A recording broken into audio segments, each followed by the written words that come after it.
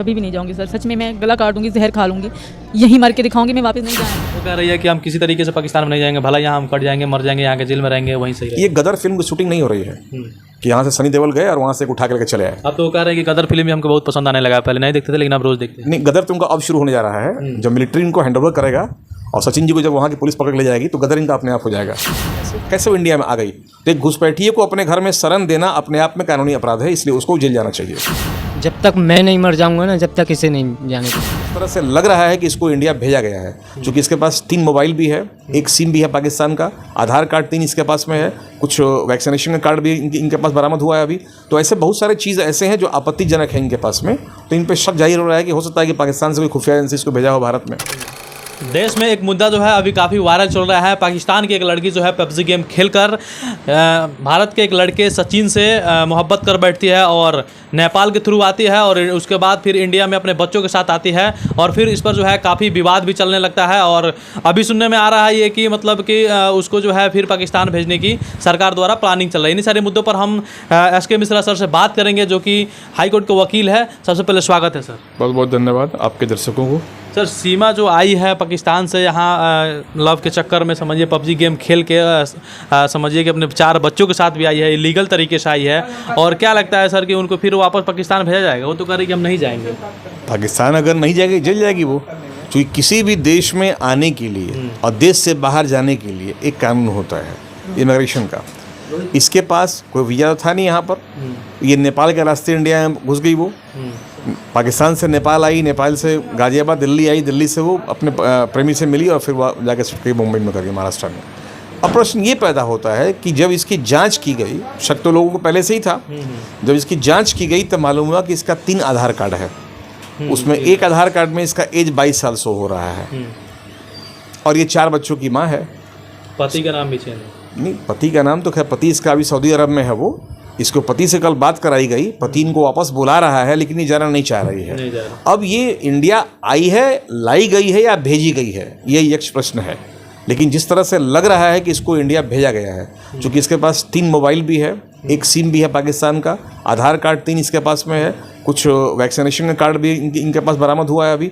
तो ऐसे बहुत सारे चीज़ ऐसे हैं जो आपत्तिजनक हैं इनके पास में। तो इन पर शक जाहिर हो रहा है कि हो सकता है कि पाकिस्तान से कोई खुफिया एजेंसी इसको भेजा हो भारत में, कोई यहाँ का कोई कांड करने के लिए। अमूमन तो यही होता रहा है कि पाकिस्तान वाले इंडिया में आते हैं और कुछ कांड करके यहाँ से निकल जाते हैं, वो बम ब्लास्टिंग करते हैं, क्या करते रहते हैं वो।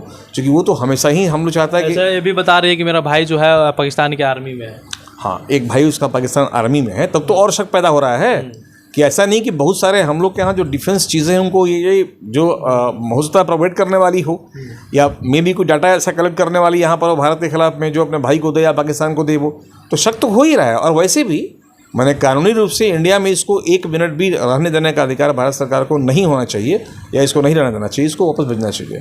लेकिन सर उसका जो लवर है वो मानने को तैयार ही नहीं है, बोल रहा है कि हम लव किए हैं, उसके बाद कुछ दिन नेपाल में रहे, वहाँ भी शादी की है, अब यहाँ भी हम लोग शादी करेंगे। किसी मैरिड महिला के साथ हिंदू मैरिज एक्ट में दोबारा शादी करने का प्रोविज़न नहीं है।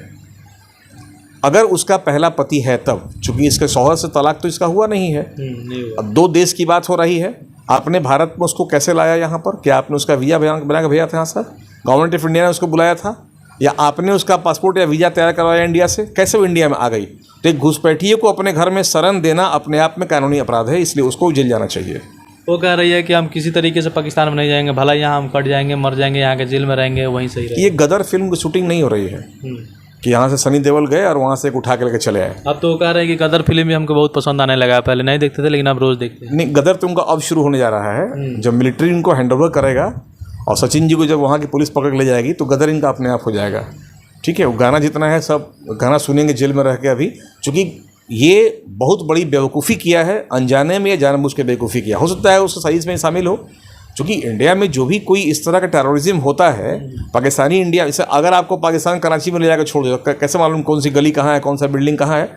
अगर इंडिया में कहीं कोई आतंक ऐसा होता है या कोई बम ब्लास्ट होता है तो कहीं ना कहीं भारत में कोई आदमी मिला होता है जो नक्शा देता है कि भाई यहाँ ऐसा चीज़ है, वहाँ पॉपुलेशन काफ़ी अधिक है। वो तो खुल के बतेबे कर रही है कि सचिन जो है मेरा पूरा मतलब बना एड्रेस बताया, पूरा नक्शा वो जो भी था मतलब जहाँ जाने का, वो उसी के थ्रू मैं आया। इसीलिए सचिन को भी जेल जाना चाहिए और उसको ये मुकदमा में अंदर होना चाहिए, क्योंकि वो भी उसकी मिली भगत साथ में इसके है। तो इसकी जांच होनी चाहिए कि आखिर वो लड़की सीमा जो वहाँ से आई है वो और सचिन के बीच क्या रिलेशन है और ये दोनों कब से कांटेक्ट में हैं और अब तक क्या क्या कर चुके हैं। ये जब पूरी जांच हो जाए, अगर वैसे भी इनको इंडिया में रहने का अधिकार नहीं है क्योंकि इनका शौहर ऑलरेडी पहले है जो सऊदी से इनसे बात भी किया है, वो बुला रहा है अपने बच्चों को। अगर ये निकल जाते हैं कि हाँ सही लड़की है तो क्या लगता है कि इंडिया में रखा जाएगा? ये तो कह रहे कि हम जइबे नहीं करेंगे। कोई प्रोविज़न नहीं हम लोग के यहाँ, कोई ऐसा रूल नहीं है कि इंडिया में स्टे करेंगी वो। उनको फिर से वहाँ से परमिशन लेके ही इंडिया आना पड़ेगा, पासपोर्ट अप्लाई वहाँ करेंगी वो, वीज़ा अप्लाई लेंगी वहाँ से वो इंडिया के लिए, तभी आ पाएंगी। चूँकि पाकिस्तान हमारा मित्र कभी तो रहा नहीं है, हम लोग भले ही कबूतर उड़ाते रहे हैं लेकिन पाकिस्तान हमारी गर्दन उड़ाता रहा है हमेशा। तो कभी भी मैंने ये संभव नहीं है कि एक कोई बाहर, अब ये अलग बात है कि बांग्लादेश घुसपैठिए हमारे भारत में घुस जा रहे हैं, वो इलीगल है, लीगल नहीं है। सर ये सब लोग की मतलब सोच की बात बन गई है कि एक आईएसआई को यहाँ पर सीमा पार करके घुसने में इतना मतलब उन लोगों का हथकंडे अपनाना पड़ता है और ये 3 आदमी 4 आदमी साथ में घुस के एकदम आसानी से। तो ये तो हमारा अपना सिक्योरिटी लैब्स है, इसलिए कि हमारे बॉर्डर पे बॉर्डर सिक्योरिटी फोर्स होता है, इंडो तिब्बत पुलिस होती है, फिर वहाँ के स्टेट पुलिस होती है, उसके बाद हमारा आईएमए होता है, इंडियन मिलिट्री के लोग वहाँ पे होते हैं। इतने के बावजूद भी अगर कोई महिला या कोई पुरुष या कोई आतंकवादी या कोई विदेशी भारत में घुसपैठिए के रूप में घुस जा रहा है तो कहीं ना कहीं हमारे लैब से है और ये सिक्योरिटी लैब से जिसके ऊपर भारत सरकार को ध्यान देना चाहिए। और अगर ऐसा नहीं हुआ, बिल्कुल सवाल उठता है। आप देखिए प्रतिदिन लगभग 1000 बांग्लादेशी भारत में घुस रहे हैं। ये रोहिंग्या कहाँ से भी आ गए? 40 लाख रोहिंग्या, 5 करोड़ रोहिंग्या भारत में अब तक आ चुके हैं। असम में, बंगाल में, दिल्ली, अब तो दिल्ली पहुंच गया सब, दिल्ली में, कश्मीर में, महाराष्ट्र में, नागपुर में, रायपुर में, हर जगह ये पहुंच चुके हैं। ये कैसे पहुंच गए वहाँ से? न उनके पास, उनका आधार कार्ड ही बन चुका है। सीमा के पास भी आधार कार्ड बन गया है मुंबई का, जो गलत नाम, गलत पता, गलत उम्र के नाम से बनाया गया है और पति के नाम लिखा गया है उसमें, इसका लड़के का सचिन का नाम लिखा गया है वो। तो ये कैसे बन जा रहा है आखिर? वो कौन सी एजेंसी है जिसको लाइसेंस गवर्नमेंट ऑफ इंडिया ने दिया हुआ है बनाने के लिए? जांच इसकी भी होनी चाहिए। और इस तरह से अगर हमारे सुरक्षा से मजाक किया जाएगा तो फिर भारत को बचाना बड़ा मुश्किल हो जाएगा। तो अब यहाँ पर देखने वाली बात है कि ये प्यार का झांसा है या फिर इसको आईएसआई का एजेंट बताया जाता है, कि क्या कुछ निकलता है आगे देखने वाली बात है। कि या फिर इसको कह रही लड़की कह रही है कि हम पाकिस्तान नहीं जाएंगे और कानून के माने तो पाकिस्तान जाना उचित है। बाकी आपकी प्रतिक्रिया क्या है कमेंट बॉक्स में ज़रूर दीजिएगा। आप देख रहे थे पब्लिक की आवाज़ और मैं हूँ साहब राज। बहुत बहुत धन्यवाद।